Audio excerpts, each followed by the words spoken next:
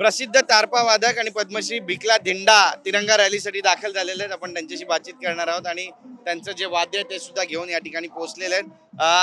कसं वाटतं तिरंगा रॅलीमध्ये आलात या ठिकाणी? चांगला वाटत.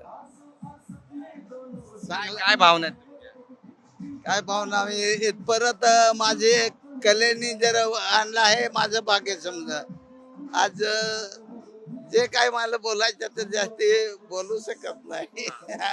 काही नेम आहेत मला आज. नेमका तर जास्ती बोलायचा नाही. पद्मश्री पुरस्कार मिळाला आणि जर कधी माझा चुकून शब्द गेला तर तिरंगा रॅली किती महत्वाची आहे सगळ्यांना जोडण्यासाठी? चांगले नाही तिरंगा चांगले आहे. आपली रॅली निघली चांगली आहे. पण मला काय माझे शब्दाचा गैरफायदा लोक घेताना त्याच्यामुळे जास्ती बोलायला नको. आदिवासींचा विकास होतोय राज्यामध्ये, सरकार करते असं वाटतंय?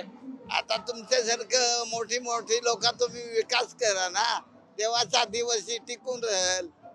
जर आमची आदिवासीवर तुम्ही दुर्लक्ष केला तर मग आदिवासी काय उपयोगाचा तेच राहील ना. तुमचा हा तराप आहे जो तुम्ही या ठिकाणी घेऊन आलेला आज रॅलीमध्ये, तुम्ही हा सुद्धा याचं देखील वादन करणार आहात आणि कसं करणार, काही दाखवाल आपल्या प्रेक्षकांसाठी? दाखवणार ना. तुम्ही सांगल्यावर तुम्ही मला जर संमती दिली तर मी वाजवतो. नक्कीच आमची पूर्ण संमती आहे, संपूर्ण महाराष्ट्राची संमती आहे आणि तुम्ही खूप छान वाजवता, त्यामुळे तुम्ही वाजवा याला. एकच वाजवू.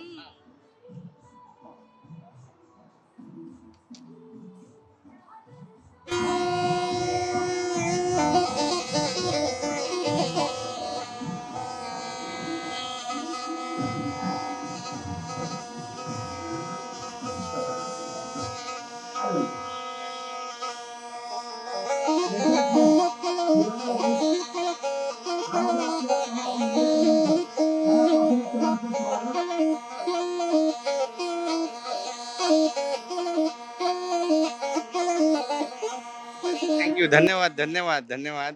आता आम्हाला सांगा, तुम्ही मागास प्रभागातून येता, तिकडे सोयी सुविधा सगळ्या मिळत आहेत लोकांना, आणखी काय काय सोयी सुविधा तिथे मिळायला पाहिजे आदिवासी भागांमध्ये, सरकारकडे काय मागू इच्छिता?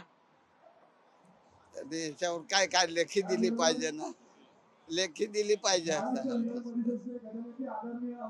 धन्यवाद आमच्याशी बोलल्याबद्दल. तर आपण पाहतोय या ठिकाणी तरापा वादक जे ते सुद्धा आलेले आहेत आणि तिरंगा रॅलीमध्ये आता सहभागी होत आहेत.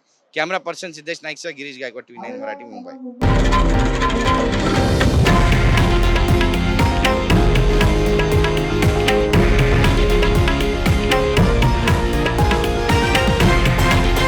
हे आहे देशातील नंबर 1 न्यूज नेटवर्क आणि आपण पाहत आहात TV9 मराठी, एकमेव.